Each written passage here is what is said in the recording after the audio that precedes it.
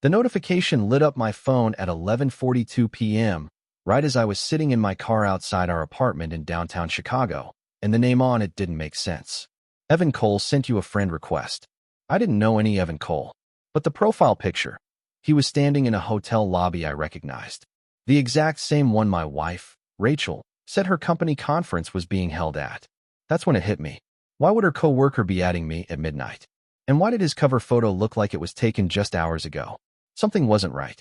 If you genuinely enjoy our stories, please subscribe to the channel, tell us where you're from, and what time it is right now. It's always fascinating to know how far our story flows. I didn't accept it right away. I just stared at it. Heart pounding, fingers hovering. Rachel had left that morning. Navy dress. Soft smile. 3 days, max, she said, kissing my cheek like everything was normal. But now this. I clicked his profile. Public posts. Recent uploads. And then I saw it. A photo from that same hotel lobby. Timestamped 2 hours ago. Caption, work trips just got interesting. Rachel wasn't in the frame. But her suitcase was. I knew it. The scratch on the side. The broken zipper tab. My chest tightened. I accepted the request. Seconds later, a message popped up. Evan Cole, you might want to see this. Then came the photos. One after another. Rachel, laughing, sitting across from him at a dim restaurant inside the hotel. Her hand touching his wrist, leaning in too close. Another. Elevator mirror selfie. His arm around her waist. Her head tilted toward him. And the last one.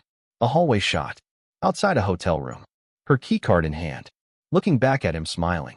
My vision blurred. This wasn't suspicion anymore. This was proof. I called her. She answered on the third ring. Hey babe, she said softly. Too softly. Where are you right now? I asked. A pause. In my room. Just finished dinner with the team. I swallowed. Alone. Yeah, why? I looked at the photo again. The hallway. The room number partially visible. Send me a picture.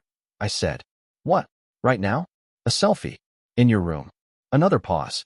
Longer this time. I'm tired, okay? Can this wait? That's when it hit me again. She wasn't even trying. The next morning, I didn't confront her. I went to work. Sat at my desk. Pretended everything was normal. But inside something had shifted. I wasn't angry anymore. I was cold. Evan kept messaging me. More photos. More timestamps. Even a short video. Just them walking down the hallway. Laughing like they owned the place. He wasn't hiding it. He wanted me to see. That told me everything about him. Smug. Careless. Arrogant. Perfect. Rachel came home 2 days later. She hugged me at the door. Same perfume. Same smile. You look tired, she said, brushing my cheek. I nodded. Work. She didn't ask anything else. That night, she fell asleep next to me like nothing had happened. I stared at the ceiling. Planning. First step, a lawyer. Downtown office. Glass walls. Quiet voice. I laid everything out. The photos. The messages. He nodded. This will be straightforward. Good, I said. Second step, finances. Separate accounts. Quiet transfers. Credit limits reduced. She didn't notice. She never did. A week later, I replied to Evan. Me. Let's meet. He agreed instantly. We picked a bar near River North. He walked in like he owned the place. Confident smile. Firm handshake. I figured you'd want answers, he said. I nodded. I want the truth. He leaned back. Your wife's been unhappy for a while. I didn't react. She deserves better, he added. That's when I smiled. Yeah, I said. She does. 2 days later, Rachel's company hosted a networking event. Big venue. Open bar. Executives everywhere. She insisted I come. Show face, she said. It matters. Perfect. I arrived early. Spoke to her boss. Her coworkers. Even Evan. Then, right as the room filled, I connected my phone to the presentation screen. Hey, I said casually. Before we wrap up, I just wanted to share something. Rachel turned toward me.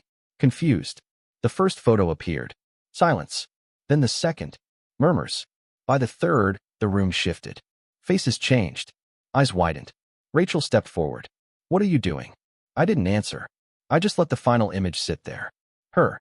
Outside that hotel room. Smiling. The same smile she gave me at the door. Evan tried to speak. Man, this isn't. I cut him off. You wanted me to see, right? He froze. Rachel's boss looked at her. Disappointed. Cold. This is unacceptable, he said quietly. The room felt smaller. Heavier. Rachel turned to me. We can fix this. I shook my head. No, I said. We can't. The divorce was finalized 3 months later.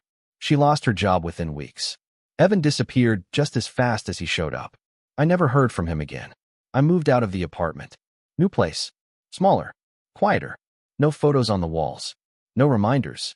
Sometimes, late at night, I still think about that notification. That single friend request. How something so small could end everything. But it didn't break me. It showed me exactly who she was and exactly who I needed to become. Now, when my phone lights up in the dark, I don't feel fear, just silence.